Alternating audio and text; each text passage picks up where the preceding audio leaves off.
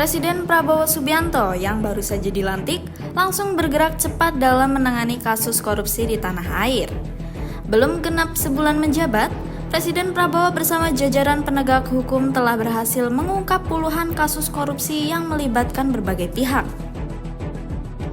Selama kurun waktu 10 hari saja, sejumlah kasus korupsi besar telah dibongkar, menguak dugaan penyalahgunaan wewenang yang merugikan negara hingga triliunan rupiah.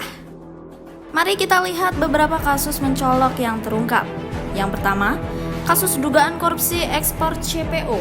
Kasus ini menarik perhatian besar karena melibatkan seorang tersangka dari PT Aset Pasifik dan diduga merugikan negara sekitar 1 triliun rupiah pada periode 2021 hingga 2022. Kasus ini menunjukkan bagaimana celah pada regulasi ekspor minyak sawit mentah bisa dimanfaatkan oleh oknum tertentu.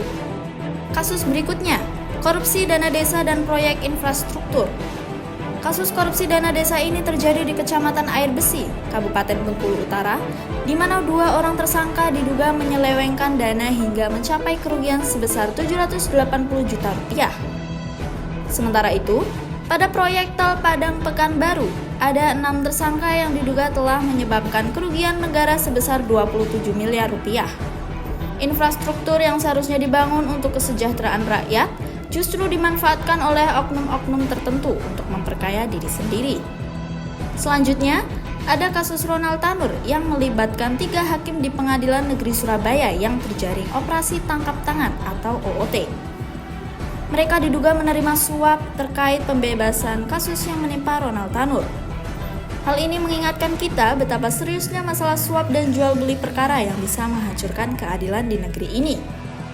Lalu ada pula korupsi Tol Padang Pekanbaru yang melibatkan mantan Kepala Kantor Wilayah Badan Pertanahan Nasional atau BPN Sumatera Barat.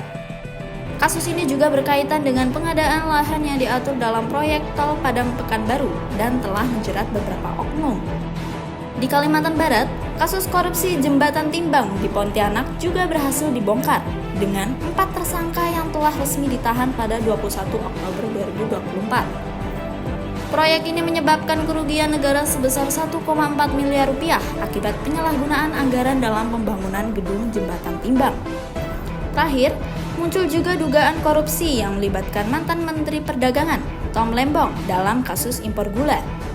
Ia ditetapkan sebagai tersangka karena diduga menyalahgunakan wewenang dengan memberikan izin impor 105.000 ton gula mentah tanpa melalui rapat koordinasi yang seharusnya melibatkan Kementerian Perindustrian. Secara keseluruhan, hingga saat ini ada sekitar 28 tersangka yang telah ditetapkan dan ditahan, dengan total kerugian negara yang mencapai sekitar 31 triliun rupiah. Namun, Prabowo Subianto menegaskan bahwa langkah ini hanyalah awal dari perjuangannya untuk menuntaskan korupsi di Indonesia. Presiden Prabowo mengatakan, keserakahan dan nafsu untuk mengeruk kekayaan yang sebesar-besarnya menjadi masalah serius. Kita harus berjuang melawan ini.